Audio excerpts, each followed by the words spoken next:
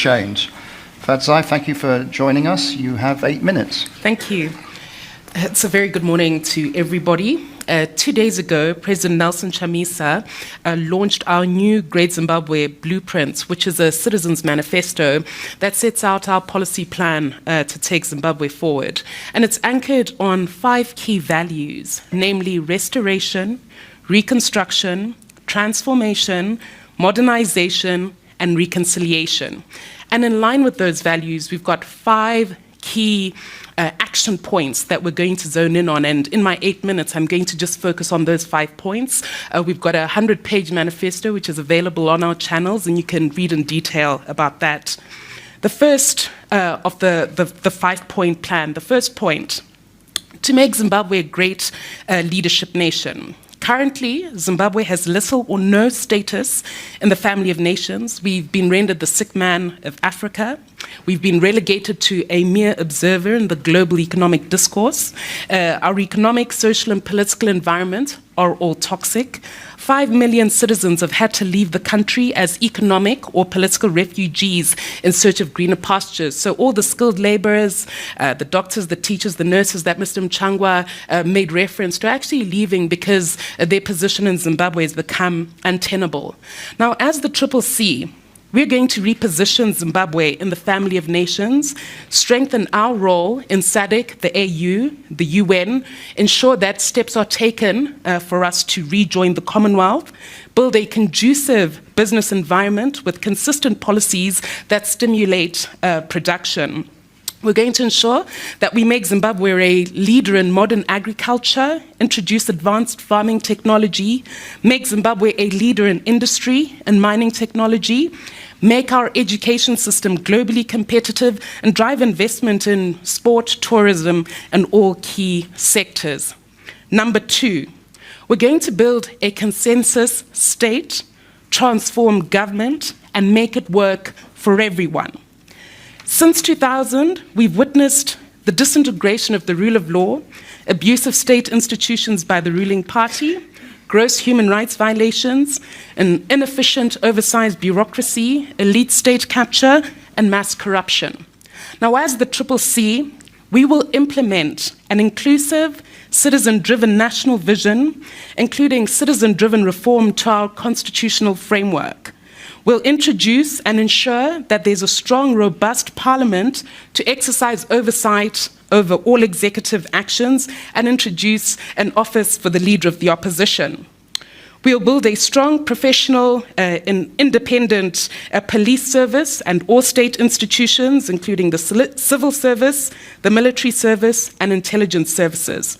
We'll resize and restructure government and ensure that we've got a lean cabinet of not more than 15 members. We'll implement devolution and create a consultative transformation council composed of government, business, labor, and civic society, which will participate as the principal consultative body for government and help in developing policy. We'll obviously reform state-owned enterprises, making them leaner, professional, transparent, and efficient. Point number 3, we'll build an entrepreneurial, productive, and shared inclusive economy. Currently, Zimbabwe is experiencing 49% extreme poverty. This is according to the World Bank. $1.8 billion are lost annually to illicit financial flows, mainly gold. An additional $1 billion is lost through corrupt leakages in state parastatals. And so annually, we lose approximately $2.8 billion, which is enough to clear our national debt in 6 years. We currently also experience triple-digit hyperinflation. I heard Mr. Mutsvangwa talk about a gold currency. It's certainly not the currency that's being used in our shops and on a day-to-day basis. Now, what will the CCC do? We note that Zimbabwe is not poor, but poorly managed. We'll deal with the fundamentals, restore macroeconomic stability, reduce inflation to single digits, and stabilize exchange rates. What Mr. Mutsvangwa didn't mention is that Zimbabwe is currently experiencing the highest hyperinflation rate in the world, which is 3 digits. And we're not talking there about a gold currency, we're talking about the Zimbabwean dollar, which is what the law currently recognizes. We're going to reform the central bank, bring about resolution to the debt crisis and the currency crisis, ensure that it's stabilized before introducing a Zimbabwean dollar that actually works for everyone. We'll implement fiscal consolidation and tax reform. We'll restore a savings culture and respect for property rights. We'll invest in modern world-class infrastructure, introduce robust anti-corruption measures and strong independent institutions that ensure that corruption is dealt with and fought without fear or favor. We'll modernize our water systems, energy infrastructure, invest in renewables, and make a huge investment in tech. Number 4, we're going to build social services for everyone. Currently, it's no secret that our public health and public education systems are broken. We have a non-existent welfare system, no social safety nets for the poor and for the vulnerable. As the CCC, we're going to implement free basic primary education, which is actually provided for currently in the Constitution, and also ensure affordable, well-funded secondary and tertiary education for everyone. You'll note that in their pledge, ZANU-PF promised free primary education for everyone, and in the last 5 years, they've completely failed to deliver on that promise, along with a number of other promises. We'll introduce a universal national health system that ensures quality public health services for everyone, including a health insurance plan to ensure that it's well funded. We'll strengthen the district health system, making medication and medical equipment available in all public health institutions at all levels. We'll ensure that there's affordable housing, support for persons with disabilities, and restore dignity for our men and women in uniform.